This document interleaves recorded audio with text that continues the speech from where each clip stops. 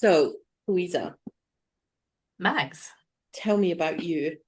Oh dear God. Now is the time for everyone to grab your cup of tea.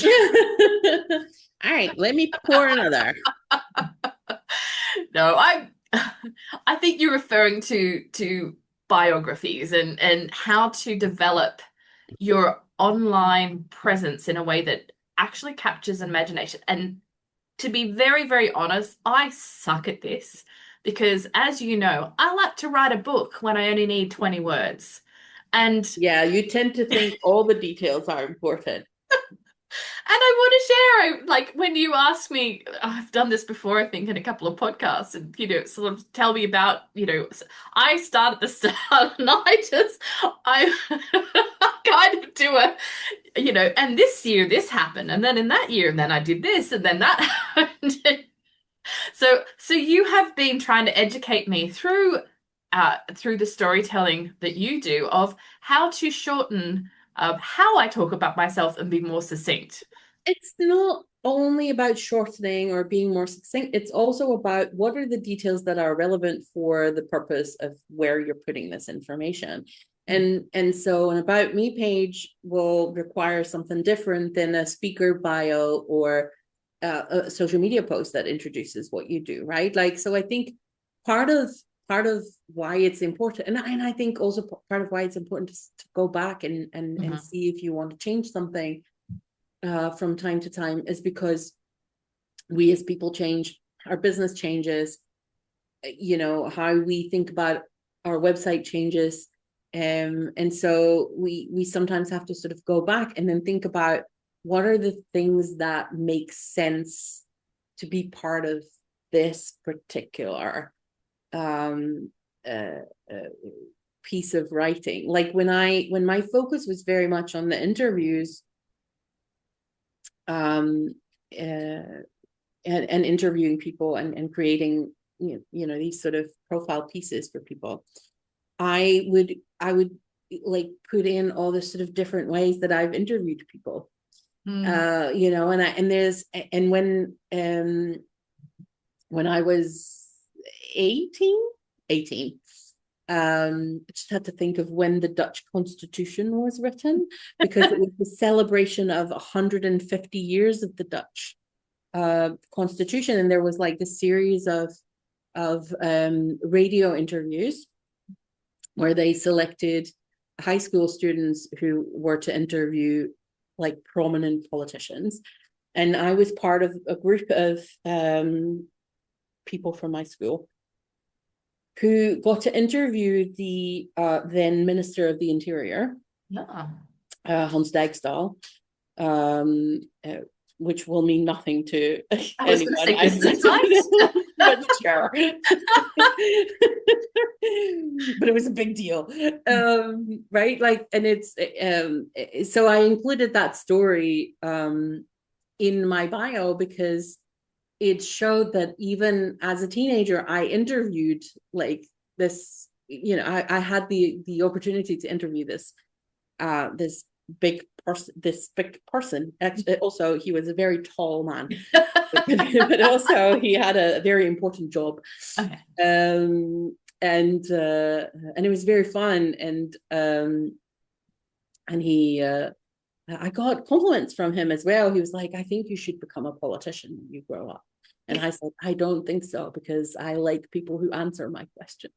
And he said, in that case, become a journalist.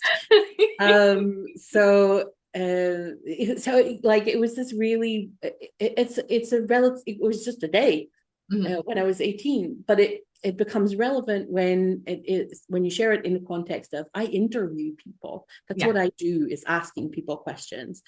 And so then it becomes part of what your bio is, because it's relevant to the work you do. So in that sense, like what you put on your about me page, somehow it has to tell the story of who you are, but it also has to relate it to what is it that your audience needs to know about you. How will they relate to you and the work that you do, and how it can make a difference for them. Yeah. So how would you approach doing a bio. I mean, you could have maybe 3 or 4 different bios, couldn't you, for different reasons? Yeah, So for sure. I know that there's the short bio, long bio, speaker bio, or presenting bio. Like they're all, I guess your approach is going to be different for those, but you sort of feed into the highlights of your life. But I guess it's really tailoring it. And I've found that when you ask for a short bio from someone for whatever reason, I work with conferences and things, and you sort of need variations of things from speakers, and you'll get like some weird random thing that that sort of, it's almost like it's a social post because it's like this incredibly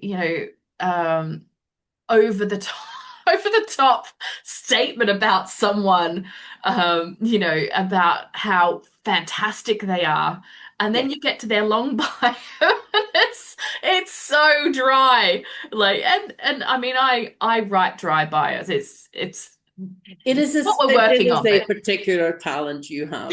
Yeah. this is why you now write my bios for me.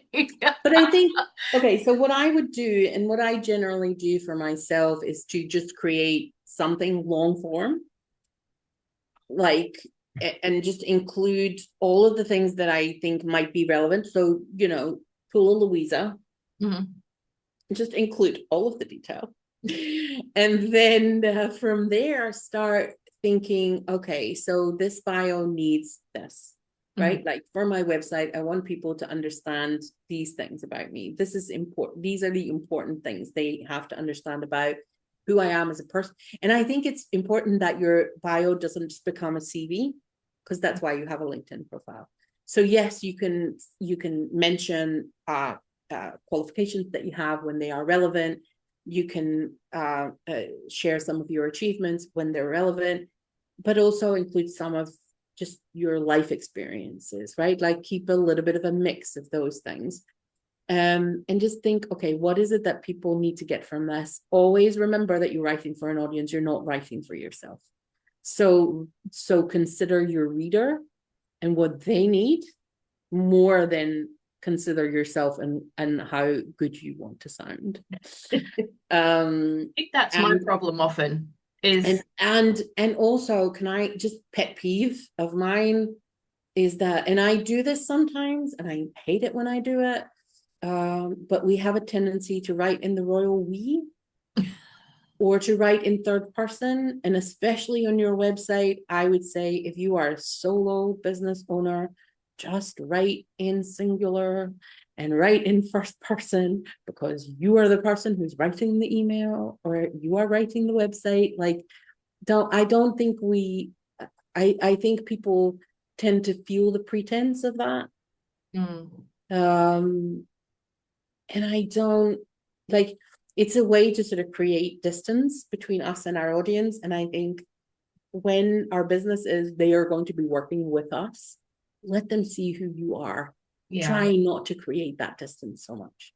I think also people forget that a bio needs to be updated. So you've just made me think I need to go and check my LinkedIn because I really would, and I have to as well, because I can't remember when I changed it last, and I've been changing and rechanging and yeah. be flipping. But maybe I'll just wait until this last flip is flipped, because I'm mid flip at the minute. Yeah. But yeah, and even just because maybe we have new things that we want to add, maybe we've launched a new service that requires us to highlight a different skill set or a different experience. And so I think, and this is, so update your bio day, I can't remember the date, so I don't know if it was like yesterday or tomorrow, but um it's an annual holiday. Mm. But I think just putting a date in your like annual planning, where you say, this is the day where I'm just going to check if my bios are all up to date, or if I want to make changes, if everything's still aligned with what I'm doing or where I'm moving to. That's a clever thing to just put on the books once a year. Have a look, see if it's Yeah. all still working. And also links and things, because I find that over the year things you will change not so much, I think, your About Us page on the website, but often you'll add and move things around and sort of play around with stuff to see what works and what doesn't work. But I find that people forget to update their links. And Yeah, so you sort of end up with broken links, or, something goes through to something doesn't quite make sense. And, often with social media, those are the things people are going to be looking at first. So, yeah, I even, your 50 word little subtitle of different things, does it still say what it should be saying about you? Yeah, I kind of look for those things now. I look for, does someone's information align with who they're telling me they are? But yeah, I find the whole I versus we sometimes, um, people do it to make it sound like they're bigger than they are, because that's what the expectations are. But it's that fine line between, whether it works or not, I think. yeah. So yeah, you can sometimes run into problems when, someone says, "Oh, and you've got a team," and you're like, "Well, yeah, but you're the only person in the business, but you've got a couple of consultants around you." So yeah, we've got a team of 5 people, but 4 of them only work for maybe 2 hours a month.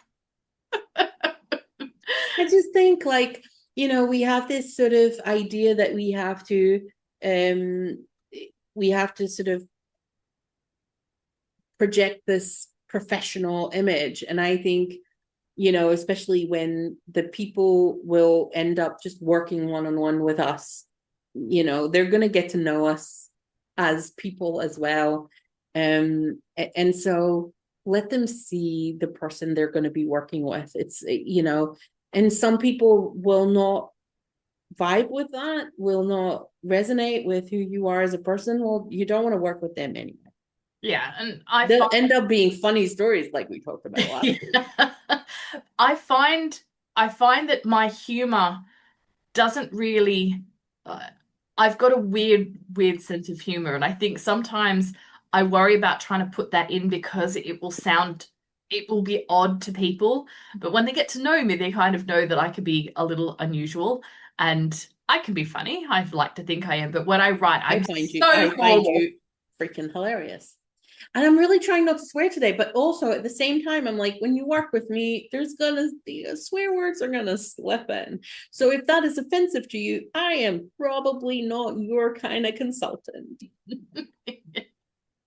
I've lived in Glasgow too long.